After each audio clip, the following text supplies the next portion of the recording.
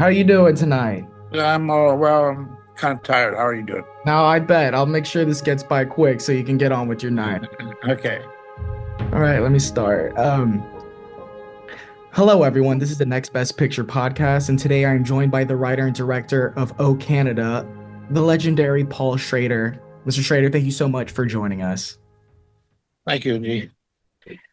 So, I know there's been comparisons made of O Canada to Mishima in both the mosaic nature of it.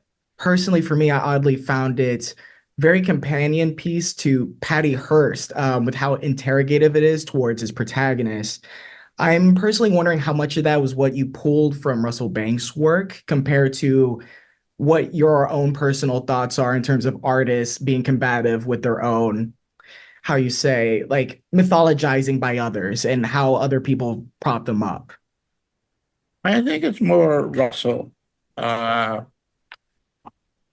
he uh, he was alive while I wrote the script, so there was a lot of back and forth. I was able to question him about a lot of it, and uh, and if he a lot of the incidents in the book are autobiographical to him. Uh, he did invent the Canadian thing, but the two wives and the trip to Florida and the Cuba thing and all of that is sort of based on his life. And of course, the defining aspect is, the draft, this 2 year period when every young American male had to make a decision if they had a high draft number, whether to serve, to flee, or go to jail. And it's hard to explain to someone your generation, having to make that choice. Mhm. And I am also curious, with the character of Leonard, seeing Richard Gere in this mode, I think it's great. I'm a big fan of American Gigolo and how that helped propped up the movie star allure that has been brought and known by many of Richard's career. I think when a lot of stars get in that mindset or phase, they're a bit scared to get out of that comfort, that insulation. So I'm wondering, in terms of like stripping that all the way to the bone, was he very on board from the beginning? Did it have to take some convincing to come into a project like Yeah. this? Well, he needed this, and I knew he needed it. It was, so it wasn't like I was saying, Richard, do me a favor. It was like I was saying, Richard, I'm going to do you a favor. I got a great role for you. And he understood it. What was initially attractive to me was that this character could have been played by any number of actors.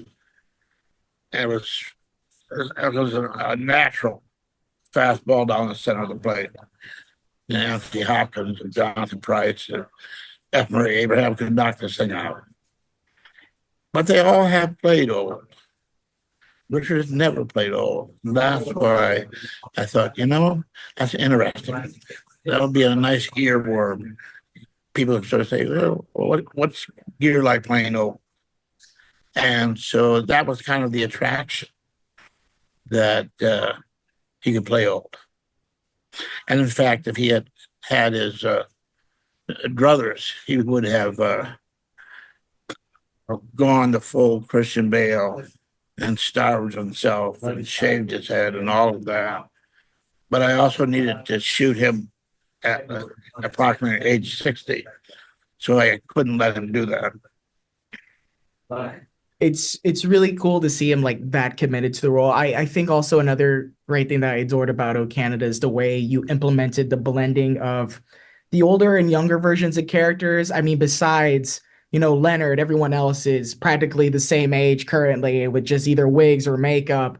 I'm wondering how, in terms of blending in that haziness and in terms of whether you're believing what Leonard is saying is actually legitimate or not, how early did you decide you were going to approach that with the flashbacks of using the older actors as themselves compared to Leonard? Well, I don't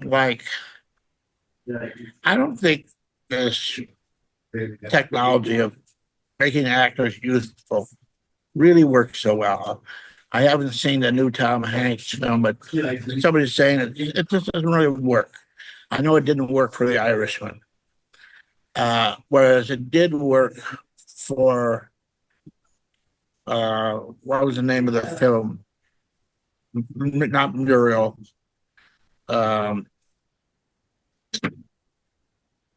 the film about the British novelist Kate Winslet played the young version. Judi Dench played the older version.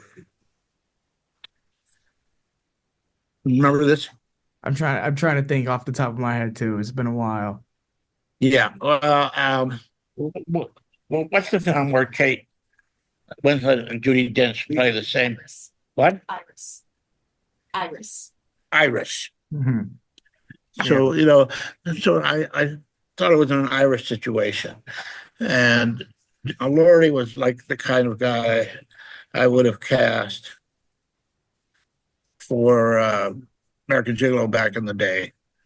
So I thought that was a good fit.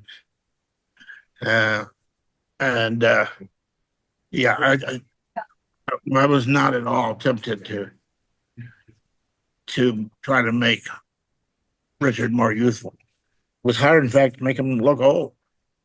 Um, and and he Leonard Five misremembers things. He gets the girl in the interview room mixed up with his first wife, and he gets his present wife mixed up with his friend's wife. It's not a reliable memory going on there.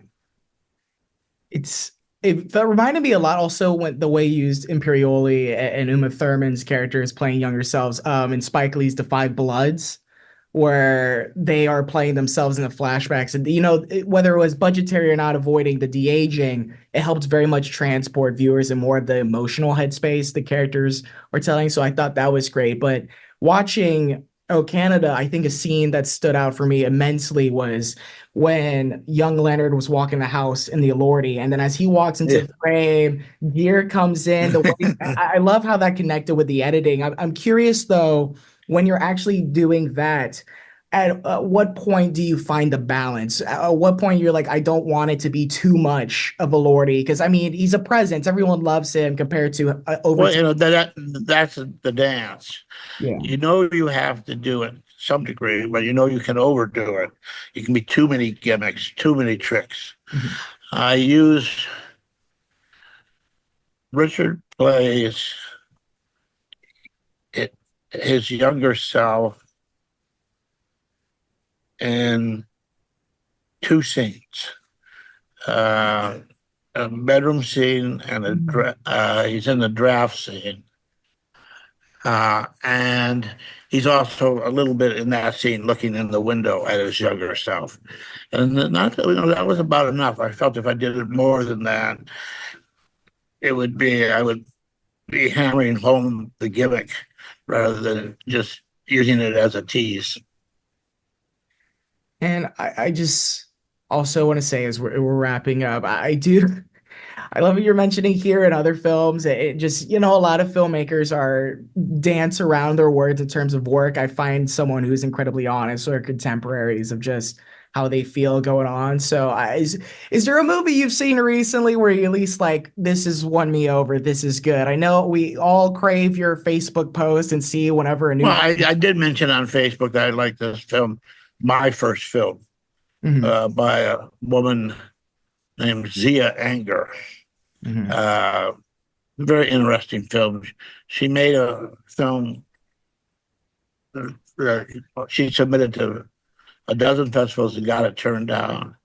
Then she remade that film about making a film that submitted to a dozen festivals and gets turned down. It's on Mubi. It's just quite good. Okay, I'm gonna add that to the list. I think, we all look forward to hearing what you say. We all look forward to watching you make films. I recently had the privilege of talking to David Cronenberg, and you came up, of course, and there was some similarities we found through the Shrouds and O Canada, especially Well, because, like, we were both in Cannes and Toronto. yeah, and New York, Oh, where, yeah. yeah, and I saw both of your films, and I think, I was asking him the question about a lot of filmmakers. My generation is so different. A lot of filmmakers that I idolize, like yourself or Scorsese or David Cronenberg, each film feels a bit ruminative at this phase, like it could be possibly their last. I know some people like Ridley Scott or and yourself, you've mentioned you just keep plowing through. I'm making films until I can't make films. Others feel like, Well, I mean, I do apply this criteria to myself. mhm, I say, if this was your last film, would you mhm. be happy with that? And if you can't say yes, you shouldn't be making that film. Yeah, I agree with you. I think there's no better way to end this interview. I know it's been a Yeah. long day. Mr. Schrader, this has been an honor. I find your work incredibly important to just film in general. I have a friend dear to mine that we have been, when the films hit Criterion, we were just, any blind spots we were just going through the list. It's been a delight. Thank you so much for your time. Oh Canada is truly like one of the best. All right, Giovanni, thank you. Thank you. Have a good night. Yeah.